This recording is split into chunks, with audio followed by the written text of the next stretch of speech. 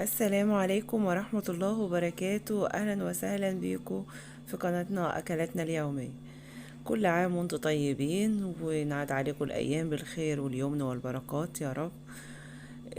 أنا النهاردة كده شارك معاكم الفطار بتاعي. عملنا كده لحمة ومحشي. أول حاجة كده جبت حتة من الدهنة حطيتها كده في الحلة، وبدأت إن أنا سيحتها شوية، وبعدين نزلت باللحمة بتاعتنا ورشيت عليها رشة كده من الفلفل الأسود. بس كده، مش بعمل أكتر من كده، ومش بحط أي حاجة عليها ولا أي توابل الوقت خالص. بديها تشويحة كده على الجهتين بالطريقة دي كده لما لونها يتغير بالشكل ده كده، وبسيبها اغطي عليها بقى واسيبها تستوي شوية كده بعرقها بالشكل ده. ما بحطش عليها اي انواع من التوابل خالص الوقت. شايفين كده بعد 10 دقايق بتبقى بالشكل ده كده ونزلت ميتها. ابدأ دلوقتي بزود المية بتاعتنا بقى عشان تبقى شوربة جميلة وحلوة كده. بسيبها بقى كده على النار لحد ما تغلي بالشكل ده كده، وابدأ ان انا اشيل الريم بتاعها. اول ما الاقيها تغلي كده والريم بتاعها طلع، اشيلها خالص، اشيل كل الريم خالص كده من على وشها قبل ما احط اي توابل عليها بالشكل ده كده، لحد ما الشوربة بتاعتنا تبقى صافية خالص ونقية ما فيهاش اي شوائب على وشها. شايفين بقى بالشكل ده كده؟ شايفين بقى شكل الريم اللي طلع؟ والشوربة بتاعتنا رايقة وجميلة.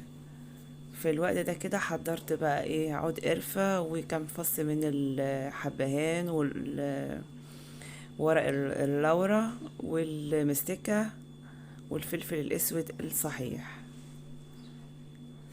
وسبت بقى الشوربة بتغلي بالشكل ده كده. على بقى الشوربة بتاعتنا ما تستوى، اللحمة بتاعتنا تستوى كده، هنا هعمل العصاق بتاع المحشي.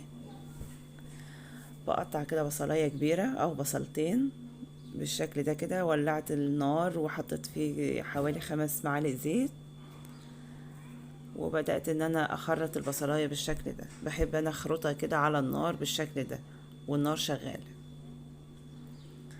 بدبل كده البصلة، واول ما احس ان البصلة خلاص دبلت معايا شوية كده محضرة قرن فلفل كبير ومعلقتين من الملح ومعلقة من الفلفل الاسود ومعلقة من الكمون ومعلقة من الكزبرة. وبنزل على البصلة بكل الحاجات دي كده تاخد تشويحة مع البصلة. ما تتصوريش بقى الريحة اللي طلعت ازاي. شوية عصاج محشي ما حصلوش. يتشوحوا بقى مع بعض كويس جدا، وبنزل عليهم بالصلصة الطماطم بتاعتنا.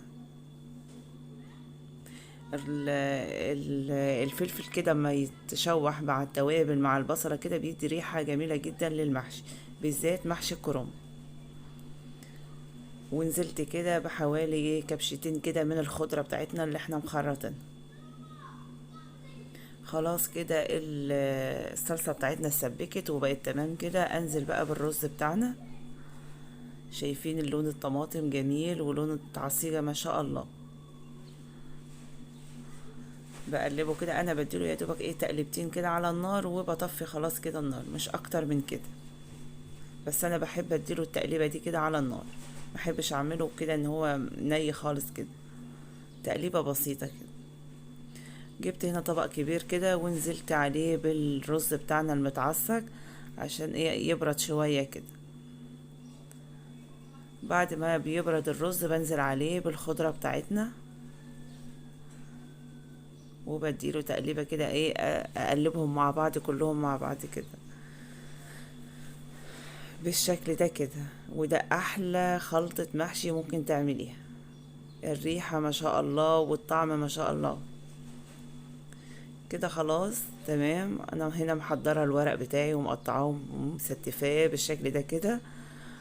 وكنت عاملة فيديو للكرنب قبل كده ان انا قطعته وسلقته ازاي برضك بالشكل ده. وده حتت من الكرنب كده، العنق بتاع الكرنباية بقطعها برضك كده بالشكل ده وبحطها في ارضية الحلة بتاعة المحشي. وطبعا قرن فلفل كده حطاه برضو، وشوية ملح وفلفل كده ببهرهم بشوية وهبدأ دلوقتي ان انا الف الكرنب بقى بتاعنا بالشكل ده كده. طبعا احنا كلنا شطار وبنعرف نلف كده المحشي بالشكل ده، مفيهوش اي حاجة. بس الحاجة بقى اللي انا عايزة اقولها لكم ان احنا نحشي الحلة بالشكل ايه كده مدور. ده جميل جدا، بيخلي المحشي كله يستوى مع بعضه. اما بتعملها صفوف كده رايح وصفوف جاي كده، إيه، مش بتقفلي المسام بتاعت المحشي، ما بتخليش المحشي المية بتاعت الشوربة بتاعتنا تدخل في المحشي كويس. تحس ان في صابع استوى وفي صابع ما استواش قوي ومش عارف ايه. انما كده بالشكل ده المسام بتاعتنا بتبقى مفتوحة، المية بتاعتنا تخش كلها في المحشي، ما يبقاش صابع كده وصابع كده.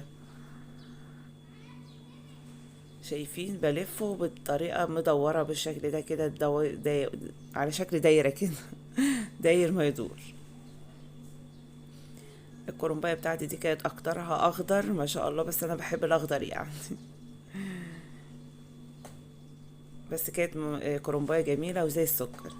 بعد ما خلصت كده حشو بقى، جبت معلقة من القشطة او وش اللبن، بتدي طعم جميل جدا للمحشي. جربي بس الطريقة دي وعلى ضمانتي. حطيت كده معلقة ملح ومعلقة فلفل اسود على الوش، ومعلقة من مرقة الدجاج اللي هي البودر دي، جميلة برضك وبتدي ريحة وطعم حلو. جربي كده معلقة القشطة دي على وش المحشي، حاجة جميلة جدا. وادي الشوربة بتاعتنا استوت. بحط انا الطبق ده كده وانزل على يعني احطه على الحلة كده واحط الشوربة عليه، عشان الشوربة ما تنزلش على الصابع كده مباشرة. وبهز كده الحلة برضو تتهزيها كده عشان الشوربة تتغلغل في الحلة كلها.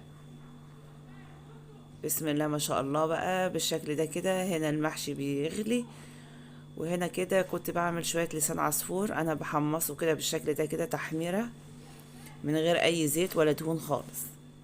وادي الشوربة بتاعتنا. وهنعمل شوية لسان عصفور بقى وشوية شوربة ما حصلوش، شوربة جميلة ورايقة من غير اي شوائب.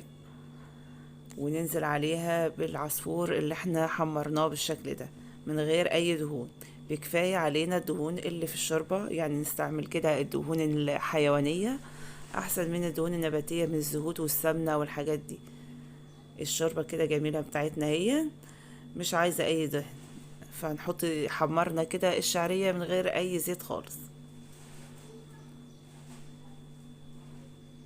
بالشكل ده كده.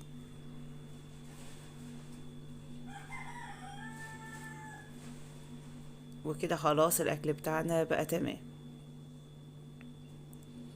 هنا بقى كده قلت احضر العصير بقى بتاعنا. كنت هنا عاملة عرقسوس كنت عجناه، وعملت هنا عصير اللي هو عمان دون بطعم التفاح الاخضر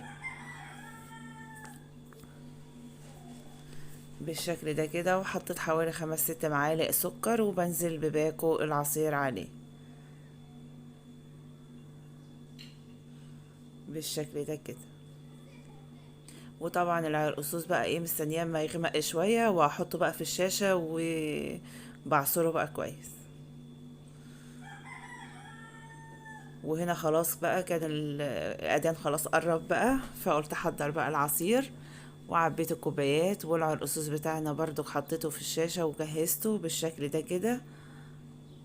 شايفين بسم الله ما شاء الله، جميل جميل، كان طعمه حلو قوي.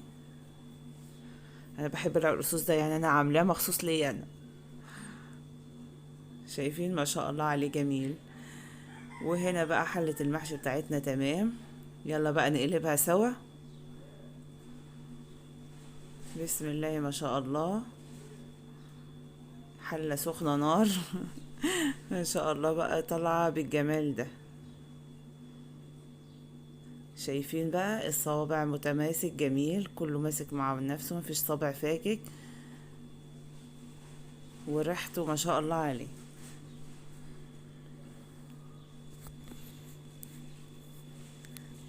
ودي كان اكلنا النهارده، المحشي واللحمه بتاعتنا. ويا رب يكون الطريقه تكون سهله وعجبتكم. يا ريت تنفذوا نفس الطريقة دي، هتعجبكم جدا. اما تعملي اللحمة بالشكل ده كده، والعصاق بتاع المحشي. يا ريت الطريقة تعجبكم. ولو عجبكم الفيديو متنسوش تعملنا لايك وشير واشتراك في القناة وتفعلوا الجرس. والسلام عليكم ورحمة الله وبركاته.